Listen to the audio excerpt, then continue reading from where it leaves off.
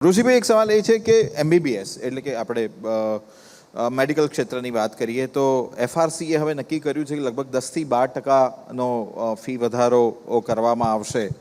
તમને નથી લાગતું કે સરકારી કોલેજોમાં માનો કે એમબીબીએસ ભણતા છોકરાઓ હોય, એમના મા બાપ એટલે કે એમના અભિભાવકોને બહુ મોટો ખર્ચો થાય છે, અને જ્યારે કે સામાન્ય માણસ પોતાના બાળકોને ડૉક્ટર બનાવવા માગતો હોય પણ એ પ્રાઇવેટ કોલેજોમાં તો લઈ જઈ નહીં શકે, તો આ વધારો જે થવા જઈ રહ્યો છે એના માટે તમે શું માનો છો?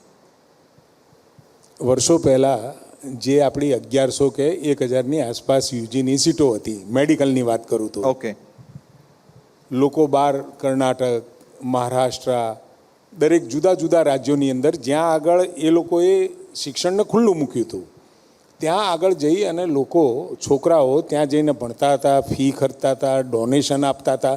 અને ડોનેશન તો એટલું બધું મોટી કક્ષાનું હતું, મોટી રકમનું હતું, અને સાથે આવવા જવાનો ખર્ચો, મા બાપને ત્યાંની ચિંતા થાય.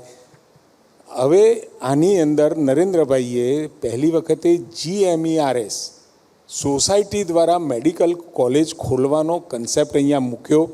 13 જેટલી આપણી અત્યારે મેડિકલ કોલેજો છે કે જેની અંદર ફીનું ધોરણ લગભગ 3.5-4 લાખની આસપાસનું જ છે, એમાં કંઈ વધારે નથી. એટલે આપણી 1400 સરકારી મેડિકલની સીટો વત્તા 2100 એટલે 3500 સીટો, એટલે જે 7250 ટોટલ સીટો છે એની આમ તમે કહો તો 50% સીટો તો સરકારી જ છે. એમાં MYSY, મુખ્યમંત્રી કન્યા કેળવણી નિધિ, પછી બીજી અનેક એવી સ્કોલરશિપની યોજનાઓ છે, ઓનલાઈન છે. તમે પોર્ટલ ખોલો એટલે કોને ક્યાં આગળ ફીમાં રાહત લેવી, સ્કોલરશિપ લેવી, એ બધું આપણને તરત જ મળતું હોય એ પ્રકારની વ્યવસ્થા કરી છે.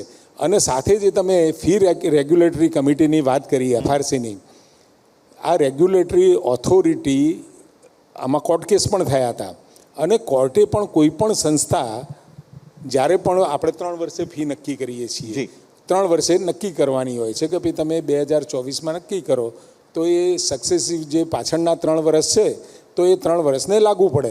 પરંતુ નવી ફી જ્યારે પણ તમે નિર્ધારણ કરો એટલે કોર્ટનું ડાયરેક્શન છે, ઇન્ફ્લેમેશન 7% ગણ્યું, 5% જેવો સંસ્થાના ગ્રોથ માટેના ગણ્યા, અને 12% સુધીનો ફીનો વધારો તમે આપી શકો. 2018ની અંદર જે આપણે ફી નક્કી કરી હતી એ કોરોના કાળના કારણે 6 વર્ષ સુધી લંબાઈ. 2024-25 પૂરતી આપણે ફી નક્કી કરી, અને હવે 25-26 ને 26-27 માટેની જે ફી નક્કી કરવાની હતી એની અંદર આપણે ક્યાંય 12%થી વધ્યા નથી, અને બધી સંસ્થાઓમાં 12% છે એવું નહીં.